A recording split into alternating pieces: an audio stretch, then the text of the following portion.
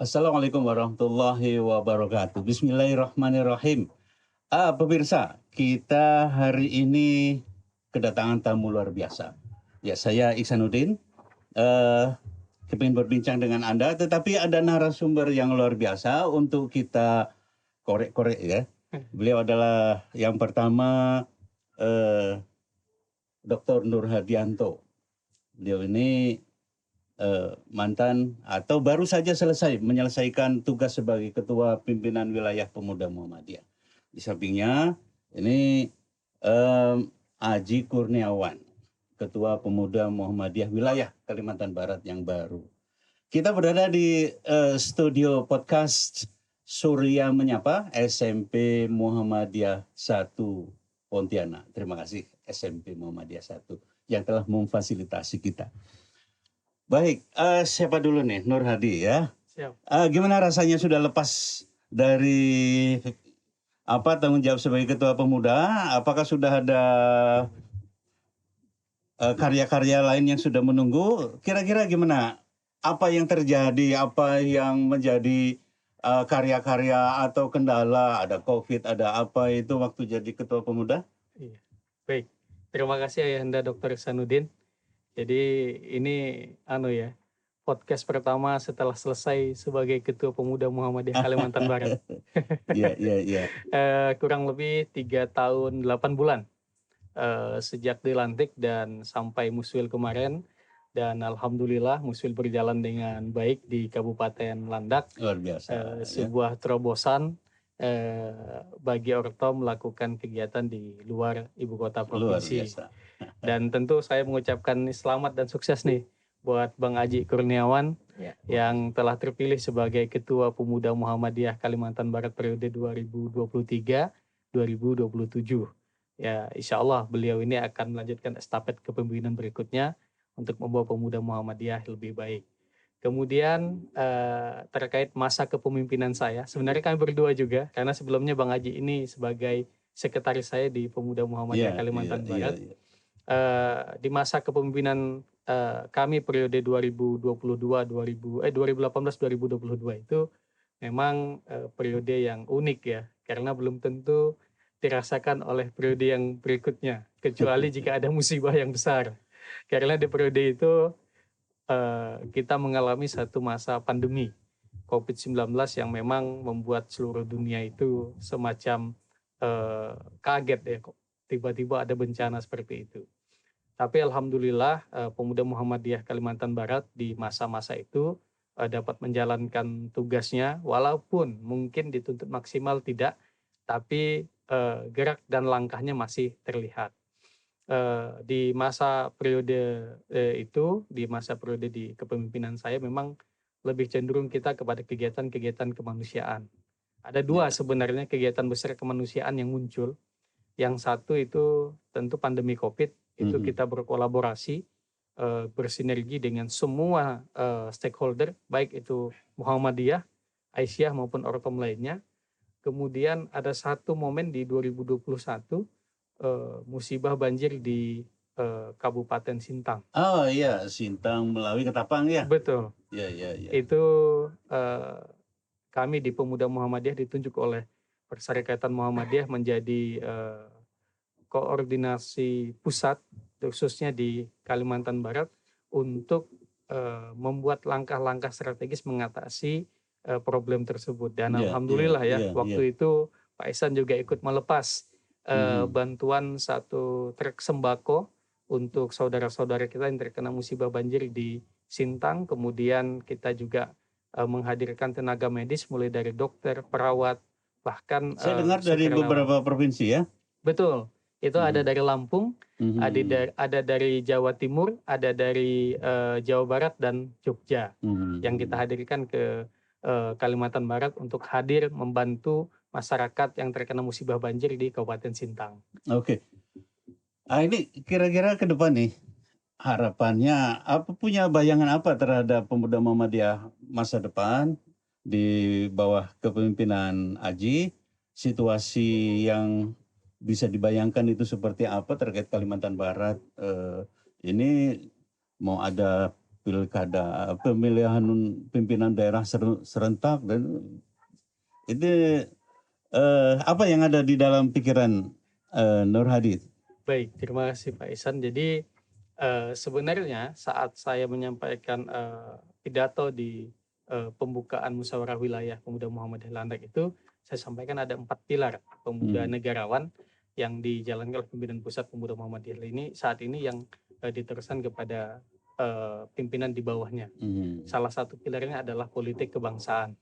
Nah, politik kebangsaan ini berbicara tentang situasi Republik Indonesia kekinian. Artinya bahwa kita tahu Indonesia sebentar lagi akan mengalami satu proses pemilihan umum di 2024 dan tahapannya sudah berjalan sejak kemarin, ya sudah lama lah, sejak awal 2023 itu sudah mulai tahapan itu terus berjalan. Nah, ini menjadi PR besar bagi pemuda Muhammadiyah ke depan. Bagaimana pemuda Muhammadiyah ini mampu menjadi motor untuk mendorong dan ikut memperjuangkan kader-kadernya. Bentar, yang ini kan pendidik ya, dokter ya, dokter pendidikan ya, kira-kira terkait dengan ke depan ini persaingan ya dan lain-lain, sumber daya manusia di Kalimantan Barat ini gimana nih? Pemuda itu kan, pemuda Muhammadiyah banyak banyak dosen, guru, tapi ada juga yang lain. Kira-kira gimana sebagai pendidik? Kalau saya melihat komposisi 11 formatur kemarin, maka saya melihat bahwa periodenya Bang Aji ini periode keemasan pemuda Muhammadiyah Kalbar. Karena memang komposisi 11 orang itu beragam dan usianya benar-benar usia pemuda. Hampir dilihat 90% itu di bawah 35 tahun. Jadi anak-anak muda ini juga memiliki latar belakang yang berbeda-beda. Ada dari pendidik, ada dari pengusaha, ada dari aktivis pemilu, ada dari tenaga kesehatan seperti Bang Haji sendiri dan lain-lain. Ini menjadi modal besar bagi pemuda Muhammadiyah ke depan untuk mensinergikan komposisi itu. Bisa misalnya berfokus kepada pendidikan. Bagaimana kader-kader pemuda Muhammadiyah Kalimantan Barat mengisi ruang-ruang melanjutkan pendidikannya. Bisa itu yang dari S1 bisa melanjutkan ke S2 dengan jalur beasiswa kader. Kemudian bagi yang sudah S2 bisa lanjut S3 dengan cara mendapatkan pelatihan beasiswa. Kalau Muhammadiyah punya namanya MSPP ya, Muhammadiyah Scholarship Preparation Program. Jadi itu bisa ditangkap di situ. Kalau sumbangan pemuda Muhammadiyah kepada masyarakat nih, dari Muhammadiyah untuk Kalbar, dari Muhammadiyah untuk Indonesia, dari bidang pendidikan atau kesehatan gimana kira-kira? Kalau kita bicara secara umum kan Muhammadiyah itu sudah terkenal dengan 2 bidang itu, pendidikan, kesehatan, dan pemberdayaan masyarakat serta sosial.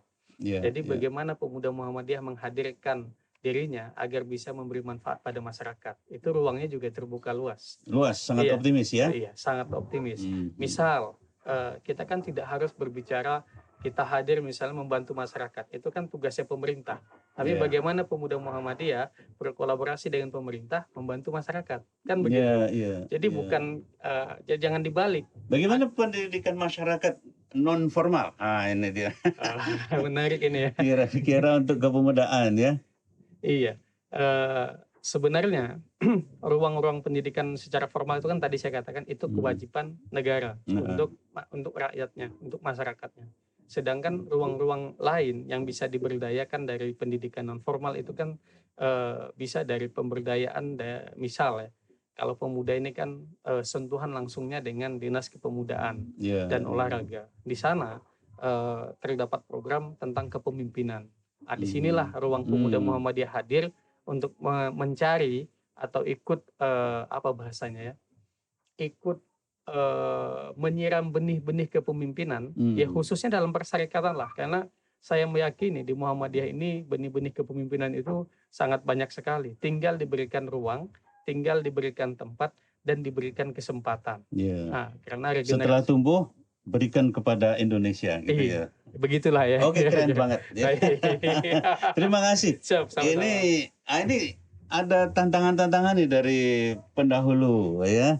Kira-kira bagaimana optimisnya ini Bang Haji? Baik Pak Ihsan, terima kasih. Terima kasih juga di Suara Menyapa podcast SMP Muhammadiyah 1. Iya, iya. Saya melihat bahwa kami dari 11 formatur kemarin kita sudah melaksanakan rapat pleno terkait dengan bagaimana langkah-langkah pemuda Muhammadiyah Kalbar ke depan. Memang kalau dilihat bahwa komposisi hari ini 11 formatur itu cukup mumpuni, Pak. Dari sisi kualitas dan kemampuan itu tidak diragukan bagi saya. Mudah-mudahan ini menjadi langkah baik gitu untuk pemuda Muhammadiyah Kalbar ke depan. Nah, memang kalau dilihat dari 4 pilar negarawan yang sudah dicetuskan oleh hasil muktamar pimpinan pusat pemuda Muhammadiyah, itu memang ya pilar pertama terkait dengan keislaman berkemajuan. Islam berkemajuan. Ya, itu pilar pertama ya. Pilar pertama. Yang kedua pilar keilmuan, yang hari ini memang pemuda ya memang harus lebih banyak kemampuan keilmuannya dalam luar biasa memang melangkah. Dari dulu pemuda Muhammadiyah selalu terdepan di situ. Ya.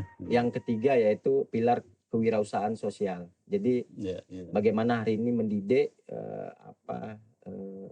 keaktifan teman-teman untuk melihat dan memberikan sebuah peluang untuk bisa ibaratnya kemandirian dalam status ekonomi dan bagaimana hari ini teman-teman pemuda bisa survive dan bertahan untuk bagaimana bisa memberikan yang terbaik gitu. Itu pilar ketiga ya. Apa itu namanya?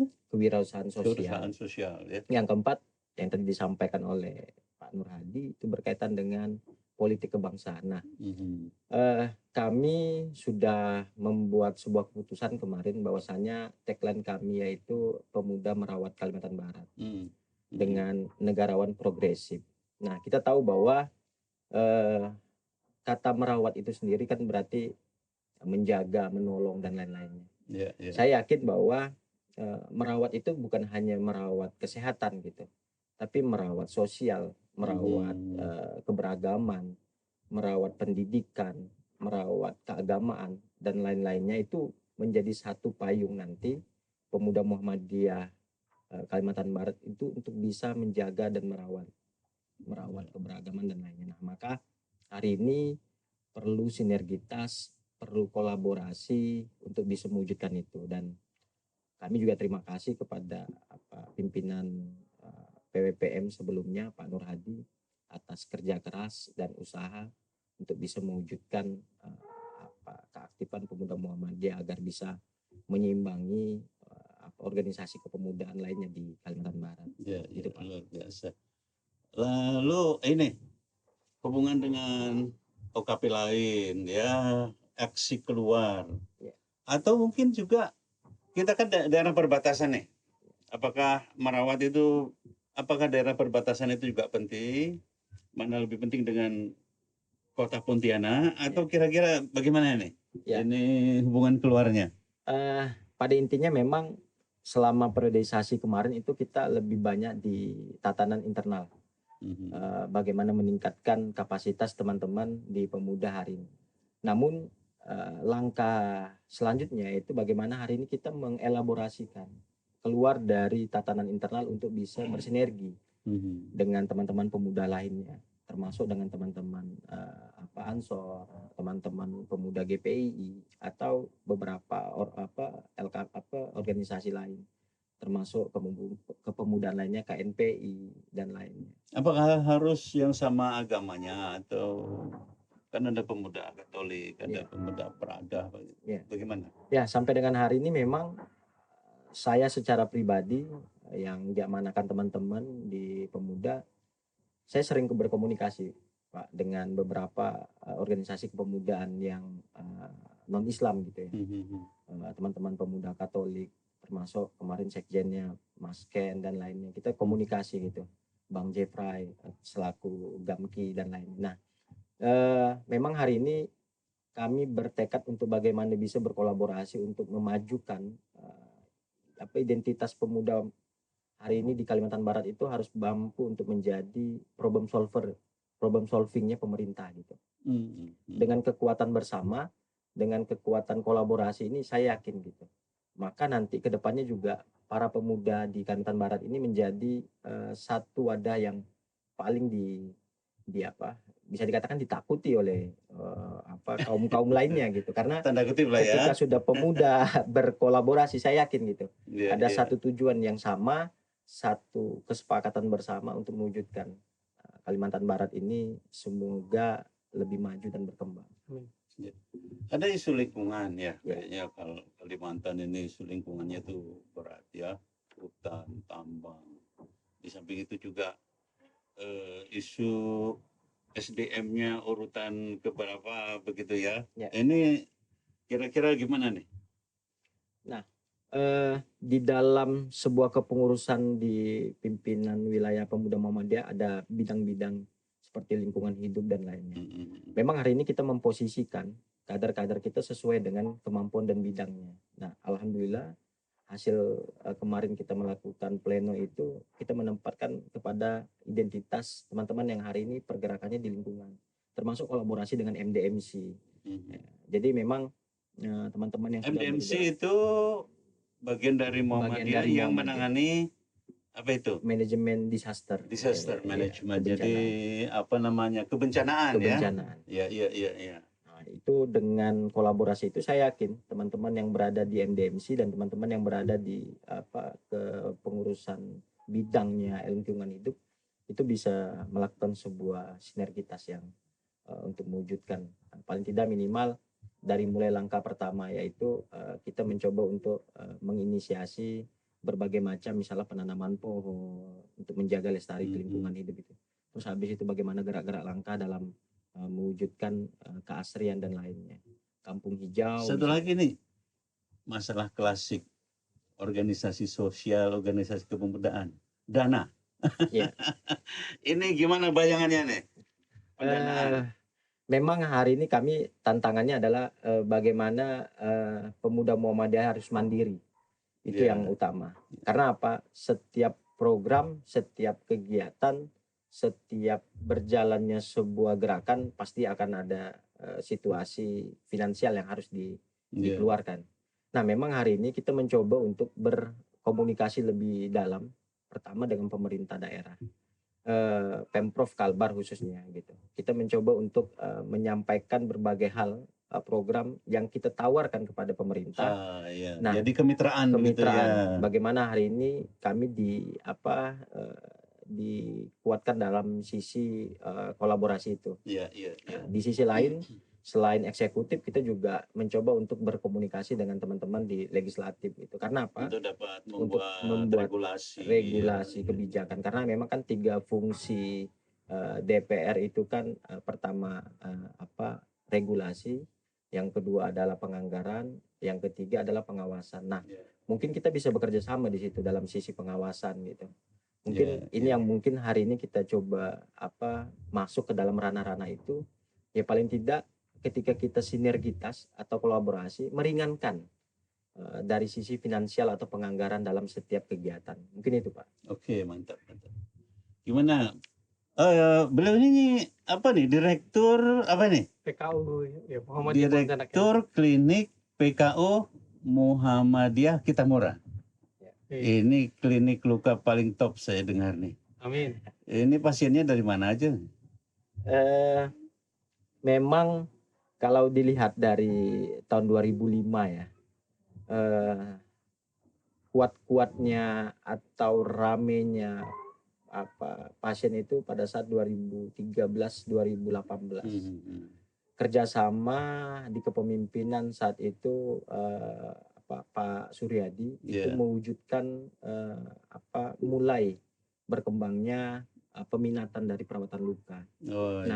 Memang dari berbagai lini, yaitu dari internasional termasuk negara-negara luar.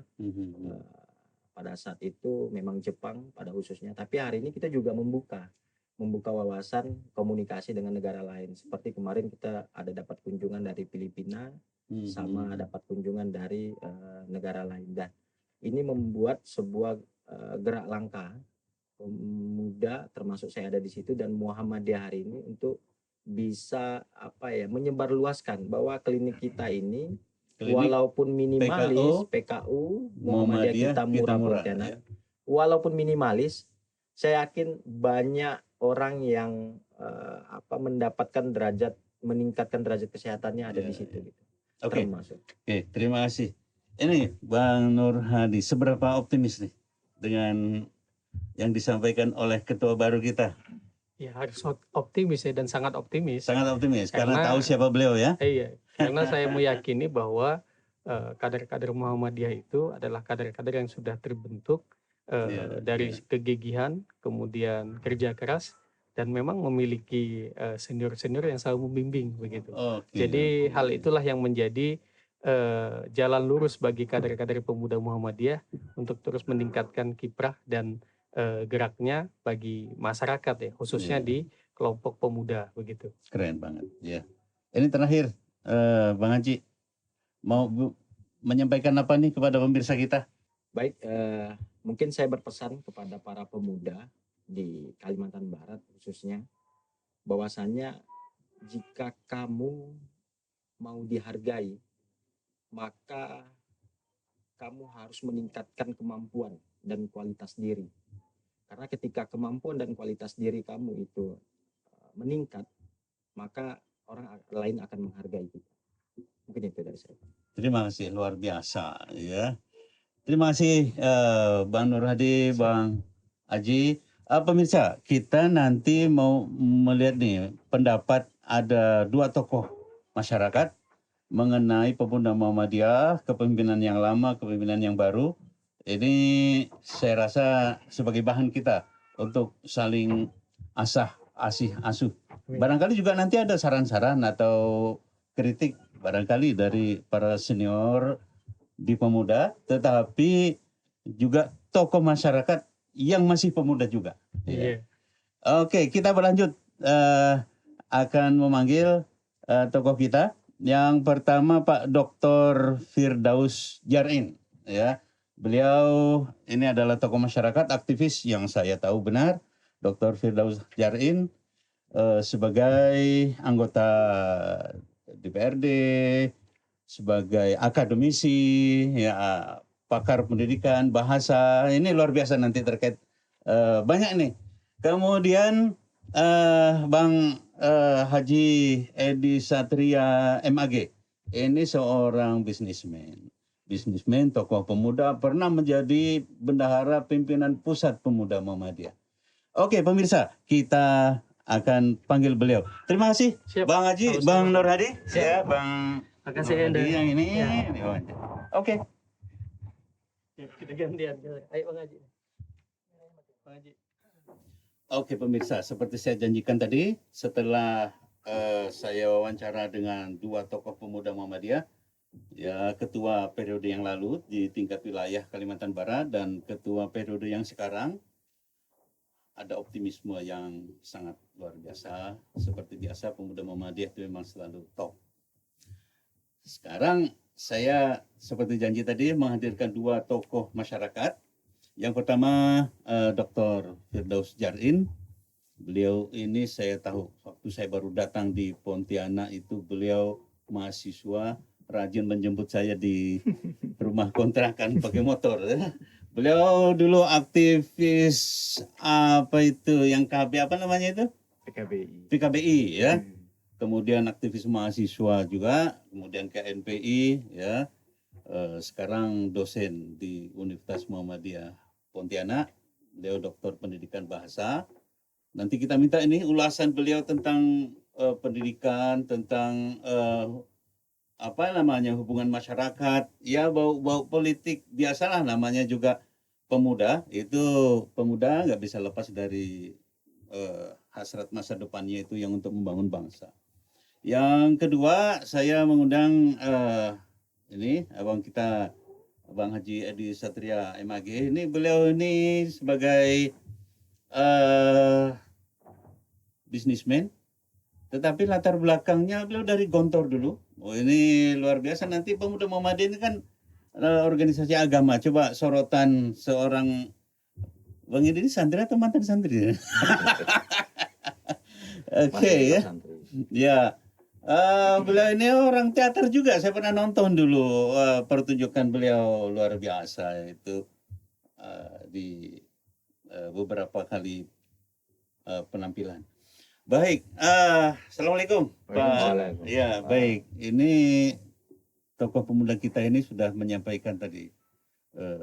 Tentu ada pandangan-pandangan. Kira-kira selama ini Pemuda Muhammadiyah seperti apa dan harapannya kira-kira bagaimana? Muhammadiyah itu sebetulnya Pemuda Muhammadiyah itu cocok enggak untuk menjadi leader di bidang kepemudaan itu? Silakan Pak Firdaus. Yang tua duluan lah ya.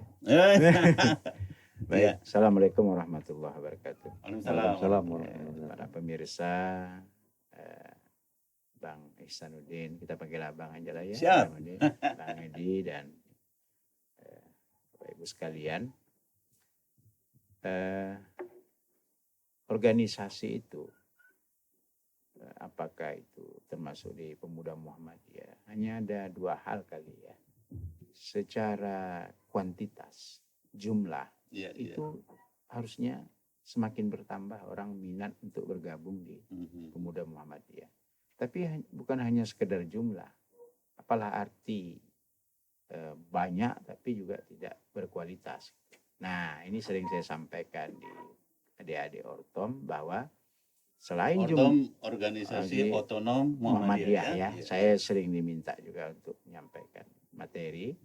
Nah, setiap yang bergabung di Pemuda Muhammadiyah, adik-adik ini yang terdiri dari latar belakang mahasiswa pemuda-pemuda yang tadi yang disampaikan oleh Bang Nur Hadianto dan Bang Haji, itu kan macam-macam latar belakang. Nah, jadi mereka ini harus memperkuat SDM-nya, memperkuat karyanya gitu ya. Tentu dengan networking, membangun jaringan, karena kan tidak cukup mereka ini hanya berkutat di lingkungannya.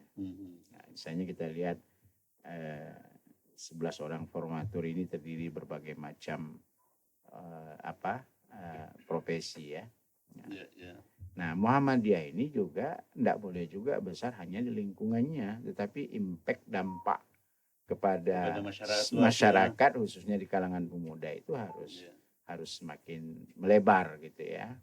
Nah, saya melihat saya optimis bahwa adik-adik ini bisa ini. Nah, apa bentuk realnya misalnya kan? Jadi saya sering menyarankan banyak organisasi pemuda itu hanya penguatan di lingkungannya. Harusnya misalnya pemuda Muhammadiyah misalnya ketuanya ini kan orang yang aktivis kesehatan ya. Misalnya ada desa binaan di 14 kabupaten kota ini. Mungkin tidak semua lah kali ya. Bekerja sama dengan pemuda Muhammadiyah kabupaten kota setempat. Jadi semacam karya nyata begitu ya. Karya nyata. Nanti kan orang beranggapan image orang bahwa pemuda itu hanya demo, seminar gitu ya. Tapi karya nyata misalnya sesuatu yang apakah di bidang ekonomi, ya pemberdayaan ekonomi, di bidang kesehatan, pendidikan. Jadi mereka ini kan potensinya kan macam-macam nih. Buatlah satu desa binaan di Kota Pontianak ini bekerja sama dengan pemuda Muhammadiyah di Kota Pontianak dan pemerintah Kota Pontianak. Tadi disebutkan tadi oleh itu. Jadi seperti itu, sederhana tapi nampak. Ya, jadi sifatnya itu memang melaksanakan kegiatan yang bermanfaat. Pemuda Muhammadiyah punya apa, pemerintah punya apa ya. Jadi bukan minta dana, bukan ya. Bukan. Jadi kita tenaga yang ada itu ya, misalnya stunting. Iya, itu sekarang PR utama pemerintah dan bangsa Indonesia. Ya, Dinas Pertanian, Dinas Perikanan itu mengadakan, nanti yang mendampingi adalah tenaga-tenaga kesehatan dari UMP dan termasuk misalnya dari Pemuda Muhammadiyah. Nah, jadi menepis anggapan orang bahwa organisasi kepemudaan itu ya kerjaannya seminar, demo, ngeritik gitu ya. Nah, tapi saya juga berharap kawan-kawan pemuda ini tadi disebutkan juga sudah membangun kerjasama lintas pemuda ya, lintas generasi dan sebagainya, itu bagus itu. Jadi kita nggak jago kandang kan, hanya di lingkungan kita saja gitu. Selanjutnya ini dengan ini nih program-program yang sedang di PR di DPRD legislasi, kemudian mendorong pemerintah supaya lebih bergerak. Kira-kira apa yang bisa apakah kesiapan pemuda pada umumnya sekarang itu sudah cukup atau perlu ini pendidikan sosial politik supaya pemuda itu lebih siap dalam estafeta kepemimpinan? Mereka ini kan konsentrasinya kan beda-beda gitu ya, karena sangat heterogen gitu ya, tidak homogen sama. Ada yang agak sedikit alergi ke politik, enggak masalah. Ada yang konsen ke dunia pendidikan, ada yang di kesehatan apa dan sebagainya. Tetapi kalau saya sering menyampaikan prinsipnya itu khairun nas anfa'uhum linnas. Nah, ini agak jadi ustaz sedikit loh hari ini. Jadi sebaik-baik manusia itu bermanfaat. Jadi yang bermanfaat. Kehadiran pemuda Muhammadiyah ini kan harus bisa bermanfaat, tidak hanya di lingkungan pemuda-pemuda Muhammadiyah. Nah, karena yang akan kita garap itu adalah masyarakat yang belum tentu itu masyarakat Muhammadiyah gitu ya. Komunitas kita. Kita kan tidak pernah milih, oh ini karena bukan komunitas kita lalu tidak mau kita bantu.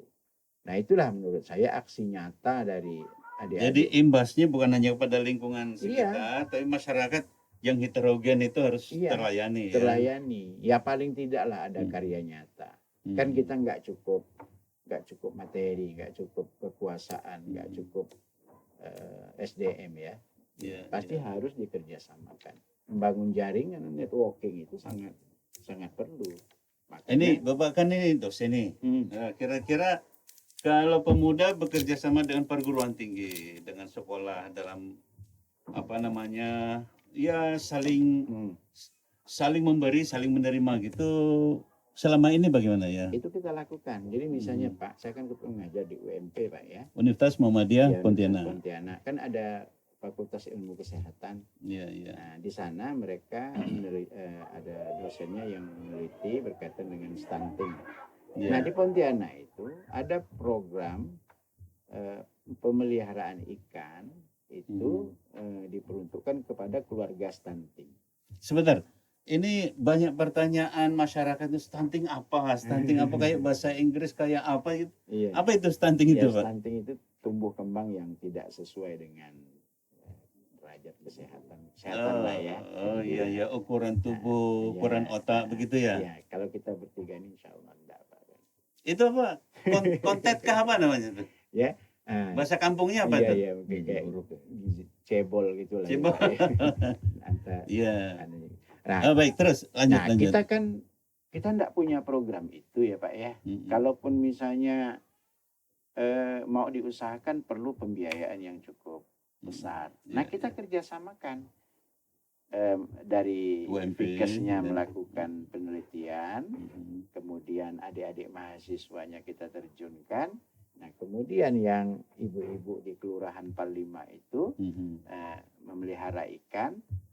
Jadi tidak perlu dijual, tapi diberi makan kepada anaknya. Dengan gizi yang lebih baik. Disuruh juga memelihara ayam, telurnya gitu kan, dimakan. Nah, itu pemuda Muhammadiyah sebetulnya bisa masuk di situ. Karena kan mereka terdiri dari berbagai latar belakang, ada kesehatan, ada pendidikan. Nah, masuklah di situ.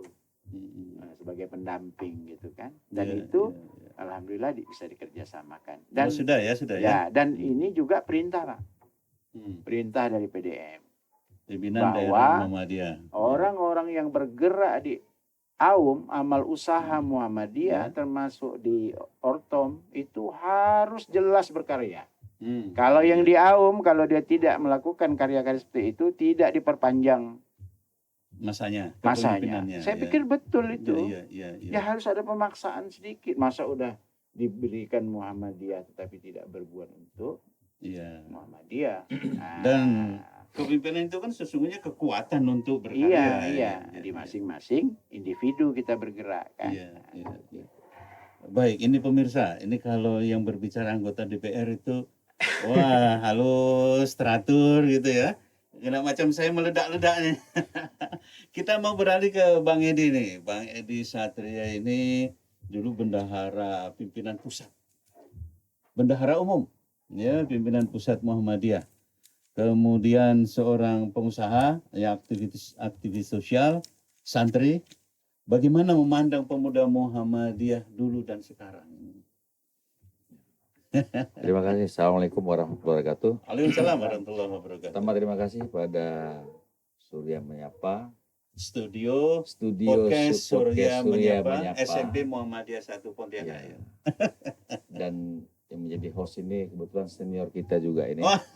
Beliau bertanya tentang pemuda Muhammadiyah. Jadi kita juga pernah berpemuda Muhammadiyah.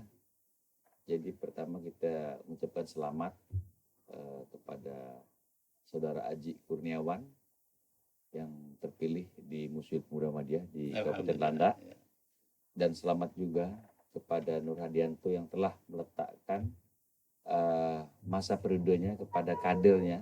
Tun Aji itu kalau nggak salah sekretarisnya. Dan Dr. Nur, Adinda Nur ini juga sekarang masih di pimpinan Pusat Pemuda Muhammadiyah. Artinya kita nih Bang Ihsan sebagai seniornya bangga. Artinya Kalbar ini sukses mengkader kader-kader muda Muhammadiyah untuk di pusat. Alhamdulillah. Nah, sebelum saya juga Bang Ihsan juga dulu pernah di pusat juga. Jadi inilah harapan kita, pengkaderan nggak putus. Nah, kalau saya melihat Saudara Nur ini mungkin agak terhambat karena COVID, tapi tidak menghambat program dan membangun soliditas pada waktu itu 2 tahun lebih. Dari pusat semuanya saya pikir sama, organisasi kepemudaan, tapi tidak memupuskan semangat berdakwah dengan cara pemuda Muhammadiyah, itu dakwah yang menggembirakan. Iya. Bahkan saya lihat aktif di vaksinasi apa itu. Iya, vaksin. Nah, itu juga sama juga dengan yang sekarang ini Saudara Aji ini. Tentunya masing-masing pemimpin beda ya dengan membawa gaya organisasinya ya. Tapi kita tetap komunikasi, tetap memberikan sumbang saran, kritik dan solutif kepada adik-adik kita. Iya. Tapi yang tidak kalah penting adalah kalau kita lihat kalau dulu dan sekarang, kalau dulu tantangannya kan gimana ya Pak? Kalau sekarang ini Bang kan sudah beda. Tapi saya tetap optimis karena semangat dakwahnya itu tentu diimbangi dengan radius baca dan radius gaul. Nah, radius gaul ini penting. Tidak stagnan. Yang dulunya mungkin saya lihat Muhammadiyah ini kan lebih mengedepankan intelektualitas dia. Tentunya yang bagi adik-adik itu kan ada pengkaderannya, ada yang keulamaannya, kewirausahaannya, dan lain sebagainya. Nah, saya lihat radius gaul ini penting. Jadi adik-adik itu maksudnya pergaulan harus lebih luas, ya. Tidak Muhammadiyah juga banget. Artinya kita punya intelektualitas kita di persyarikatan, dia tidak kaku dia. Kalau misalnya bagaimana dia bergaul dengan organisasi kepemudaan yang lain, misalnya dengan NU itu yang dikenal dengan Banomnya ya. Ya, kalau kita dengan Ortomnya. Otonom. Ya, badan otonom. Kalau kita ini dengan Ortomnya.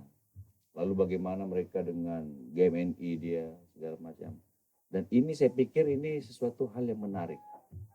Dan saya lihat dalam 3-4 periode yang lalu untuk menduduki misalnya kiprah adik-adik kita Angkatan Muda Muhammadiyah di KPU dan Bawaslu itu banyak sekali. Ya. Dan itu sudah mewarnai. Itu sumbangan ya. Sumbangan pengabdian dia. Nah, yang seperti saya juga tahu bahwasanya Ketua Pemuda Muhammadiyah sekarang terpilih ini juga menjadi tenaga ahlinya dan saya satu anggota DPR RI. Dan saya pikir yang misalnya mengarah bagaimana masalah kedanaan. Sedangkan kita ini organisasi yang non budgeter, tidak beranggar gitu. Kalau tidak piawai kita memimpin organisasi ini terjadi stuck. Dan di situ banyak program. Ya. Dan hadirnya kita tetap membawa jati diri kita bahwasanya kita ini Muhammadiyah. Melekatlah diri kita. Dan sesungguhnya ini sesuai dengan konsep kita yang dikatakan inna piyadi syuban amrul ummah wa fi iqdamiyah hayatah. Jadi ini mantap ini. sesungguhnya itu maju mundurnya umat ini di tangan pemuda. Pemuda macam mana nih? Tentunya karakter-karakter yang ada di pemuda inilah yang menjadikan dakwah kita syiar. Dan pemuda Muhammadiyah sejatinya dirinya sudah puncak daripada di Ortom. Dan tentu karakternya sudah terbina dan dia sudah bisa mewarnai, bukan diwarnai. Jati diri dia sebagai kader Muhammadiyah, kader persyarikatan. Dan inilah saya katakan tidak harus stuck kita di persyarikatan, berdakwahlah di berbagai lini yang menyebarlah ya. Menyebarlah. Ya. Ada yang Fantasiru fil ardi maroha itu kan itu. Jadi dia yang berpolitik seperti Bang Daus dan kita juga insya Allah membawa jati. Tapi Bang Edi ada bakat ya. Insya Allah kita doakan ya. Baik, kita lanjut ke ini, ke 4 pilar tadi ya, Bang Edi, Bang Daus. Kita tadi dengar dari Bang Haji bahwa ada 4 pilar. Yang pertama, ini dibantu nih Bang Haji, belum pulang ini pemirsa. Ya, nggak apa-apa suaranya masuk, nggak apa-apa ya. Keislaman berkemajuan. Yang kedua, keilmuan. Yang ketiga, kewirausahaan sosial ya. Yang keempat adalah politik kebangsaan. Ini Bang Firdaus. Ini 4 ini luar biasa ini. Kira-kira untuk masa sekarang ini visi 4 itu, 4 pilar itu kira-kira optimis enggak kira-kira? Iya, saya optimis dan 4 pilar itu bisa dimainkan oleh pemuda ini. Dimainkan dalam artian positif. Dalam arti positif ya.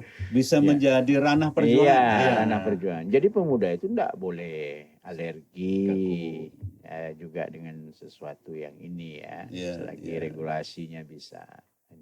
Dan memang salah satu kelemahan dari kita semua lah ya, tidak hanya pemuda, itu kelemahannya misalnya di bidang kewirausahaan itu, kewirausahaan ya. Nah, kadang-kadang mohon maaf nih, mereka mungkin karena keterbatasan masih ke sana sini dan sebagainya. Karena memang tidak dibangun image itu bahwa kalau suatu organisasi itu bukan hanya sekedar ke sana ke sini kan, tapi juga membangun fondamen yang kuat. Coba yang ditawarkan. Nah, coba kita lihat nih Pak Ihsanuddin. Sebagian besar organisasi kita itu menyimpan pemberdayaan ekonomi itu di bawah.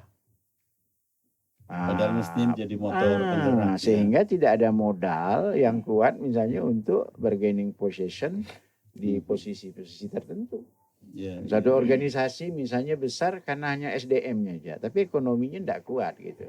Nah harusnya kira-kira misalnya pemuda Muhammadiyah ini konsennya kemana gitu ya. Organisasinya ya, bukan profesi Pak Hajinya. Pak Haji itu direktur Kitamura. Kitamura itu bukan punya pemuda Muhammadiyah secara institusi gitu ya, tapi Pak Haji di situ direkturnya. Nah inilah yang harus dibangun ya, pemuda misalnya. Karena kita dulu studi banding ke Sulawesi Selatan, Pak. Mereka itu bukan pribadinya, tetapi institusinya ada usaha. Usaha itu judulnya misalnya pemeliharaan ikan punya pemuda Muhammadiyah. Nah, disitulah ada profit yang bisa dimainkan gitu ya. Nah, bidang politik udah jelas lah.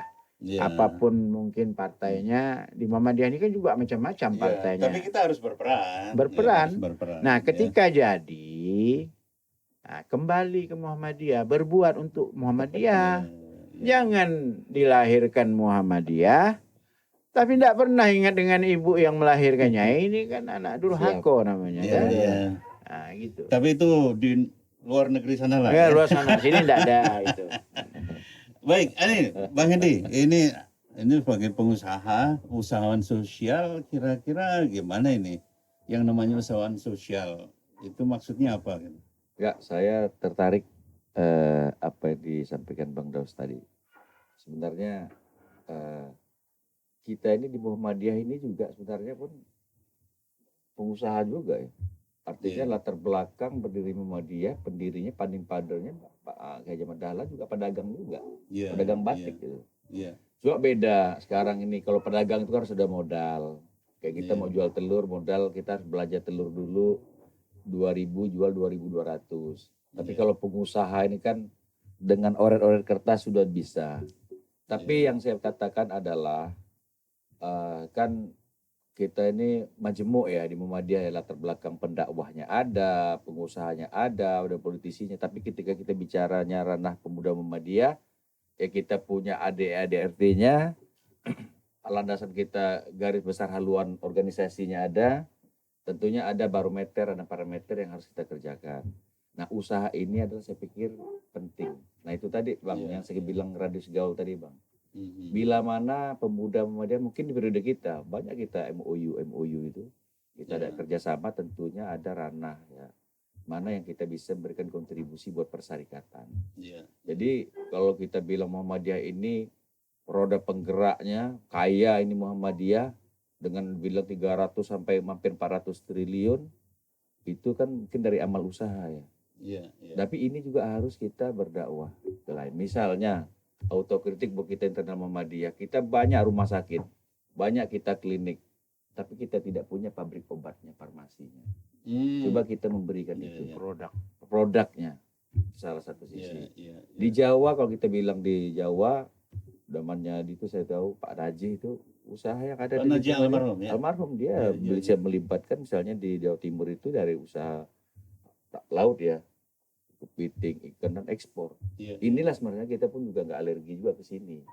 Dan ini jadi bahan kita juga untuk berdakwah kepada adik-adik. Jadi adik-adik kita bisa melihat abang-abangnya, senior-seniornya kemana gitu. Minta maaf nih Bang Ihsan. Saya lihat rata-ratanya kita ini akademisi. Sampailah ke pimpinan wilayahnya. Jadi ketika kita hadir di situ ya tidak banyak mewarnai. Coba kita diversifikasi sumber daya manusia ya. Di situlah saya pikir kita bisa membuka ruang seperti adik-adik ini kan dia bergaul ke sini. Ada program coba dibawa. Nah saya pikir kalau Pak Firdaus atau kita ini yang dibilang Bang Daus tadi, maksudnya kembali Muhammadiyah, justru kita ini bahasanya itu ngangkut air, apa yang kita dapat, kita kekurangan di Muhammadiyah itu kita berikan. Khususnya Bang, stunting. Yang saya bilang Bang Daus tadi itu. Stunting ini, kalau kita nggak betul, nggak piawai juga dalam bergaul, radius gaul yang saya katakan tadi itu, stunting ini saya ada audiensi dengan salah satu dinas pemerintah di kota. Stunting ini dipegang, dananya turun langsung ke ormas yang lain itu. Jadi dia datang ke puskesmas itu mengatasnamakan organisasinya.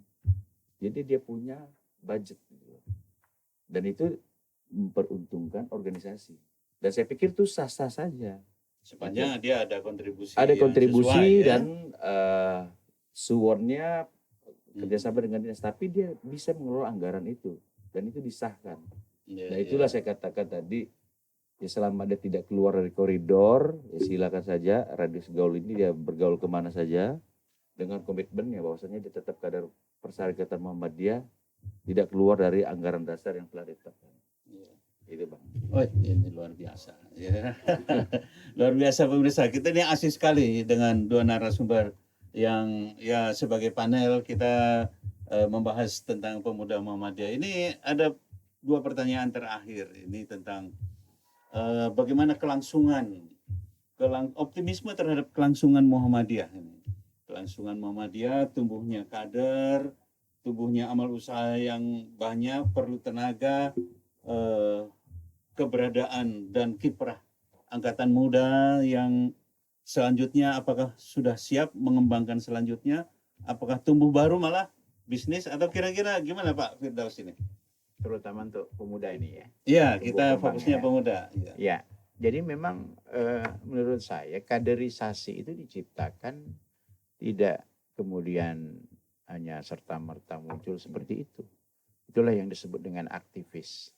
Dan di dalam angkatan Muhammadiyah itu kan saya lihat misalnya dari mulai pelajar. Nah, Ikatan mahasiswa, Pelajar ya. Muhammadiyah, mahasiswa, pemuda. Nah, Nasihatul kemudian Asia. lah Nasyatul. Kemudian macam-macam kita lah, ini Ya. dah disebut ayah bunda kan. Nah, Yang di PDM, Iya, PWM iya, kan iya. oleh anak-anak kita disebut ayah bunda, tindakannya sudah tua gitu kan. Nah, proses kaderisasi seorang aktivis itu beda loh. Iya, Saya iya. kebetulan melakoni itu sejak tahun 87 kan, Pak Iya. Sanudin sebagai dosen saya ini. Ada asam Nah, garamnya.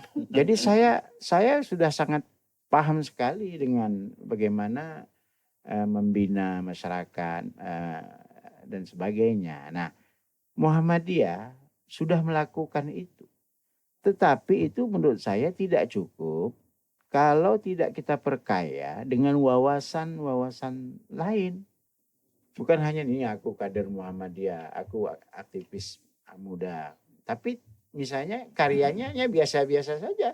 Iya, iya. Nah, walaupun mungkin tidak semua, tapi ada yang harus dilakukan dengan karya nyata. Iya, sesuai dengan iya. namanya keunggulan yang dimiliki ya. Dan sesuai dengan zaman kan. Iya, Gimana iya. sekarang ini sesuai dengan zaman, kira-kira pemuda sekarang ini untuk sesuai dengan zaman kira-kira sudah seperti apa ini? Iya, itulah dia harus mampu mengikuti tren dan perkembangan. Ini kan ada kata-kata yang indah. Ada nih. kebutuhan masyarakat. Pak Ihsan, setiap orang ada masanya, setiap masa ada orangnya. Saya baca di Facebook Ya. Pak Firdaus ya. Ah. Setiap zaman ada orangnya, setiap orang orang ada zaman. ada ada zaman. zaman. Iya, iya. Saya tidak mungkin lagi time to the tunnel, kembali ke masa lalu lagi Iya, kan, iya. macam adik-adik kita yang Tapi untuk di masyarakat masih sangat diperlukan. iya, tapi maksud saya itu cerita lama yang sudah mungkin harus kita kemas lagi di sekarang. Di mana ini saat-saatnya lah, misalnya di usia-usia seperti saya ini, seperti kita yang 55 di bawah 60 ini. Nah, adik-adik ini buatlah karya. Tapi saya tuh menginginkan karya itu di komunitas Muhammadiyah udah pasti. Iya. Tapi masyarakat Kota Pontianak ya saya contohkan yang 637.000 ini juga sudah bersimpati, tapi ingin lagi bagaimana ada karya-karya pemuda-pemuda Muhammadiyah ini juga bisa memberikan kontribusi yang lebih untuk itu. Karena potensi itu pun ada. Gitu. Ya. Ya. Baik, terima kasih Pak Firdaus. Ini kepada senior pemuda Muhammadiyah ini. Pak Edi, kira sebagai senior, sebagai pengusaha, sebagai tokoh masyarakat, dan juga Edi kan orang teater itu selalu harus berpikir cerdas. Teater. Ya kira-kira bagaimana ini harapannya dan nasihat-nasihatnya? Nasihatnya sih enggak lah Bang. Kita juga perlu, sampai sekarang masih perlu nasihat juga lah Bang. Cuma untuk adik-adik ini kan kita jangan sampai putus ya. Karena kita juga walaupun sudah bukan berarti membiarkan atau intervensi dia, enggak. Tetap komunikasi, sinergi itu kan ada ya. Misalnya antara saya mungkin dengan jauh dengan misalnya dengan Adit dan Nur, Aji, atau sebelum-sebelumnya tetap kita namanya mantan AMM ada komunikasi. Tentunya pengen mendengar juga apa tantangannya. Yang jelas sekarang ini tantangan zaman kita dulu antara dakwah kita dengan offline, sekarang kan dengan online. Seperti podcast inilah ya, kita dengan dinamika sudah berbeda. Tapi cara harapan menjangkau masyarakat. cara menjangkau masyarakat, menjemputnya kan. Tapi saya pikir saya yakin dengan apa yang menjadi 4 pilar yang disampaikan adik kita tadi Aji, saya pikir mudah-mudahan bisa diselaraskan dan bisa direalisasikan. Yang penting harapan kita tentunya yang pernah berpemuda Muhammadiyah tetap solid dia bangun. Kita jaga betul rumah besar Muhammadiyahnya, karena ini saya pikir sampai ke pusatnya. Ya. Dan saya pikir juga gini nih, saya juga pernah nih membawa nama besar pemuda Muhammadiyah nih ikut dengan Presiden ke-6 di KRRC. Oh, sampai kita. Jadi 90 pemuda dan nanti dibagi pengalamannya. Saya bangga itu dengan berpemuda Muhammadiyah. Mudah-mudahan ini juga dijadikan tolak ukur, tapi tantangannya berbeda.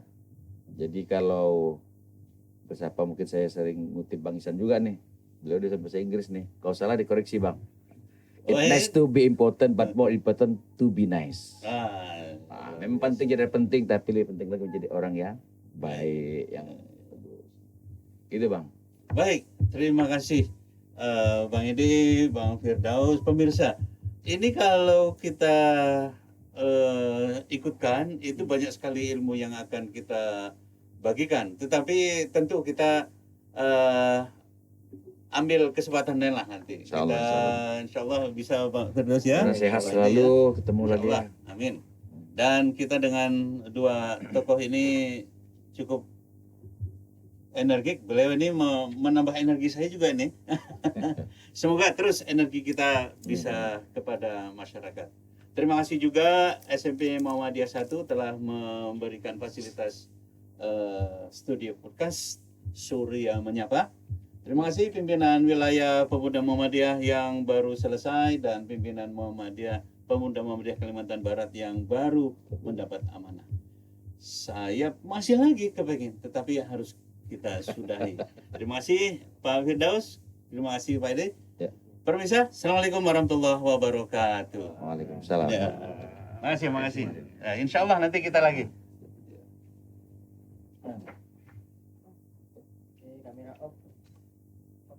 Di ini mana? Nur Hadi belum foto bersama? Duluan dia. Oh duluan ya.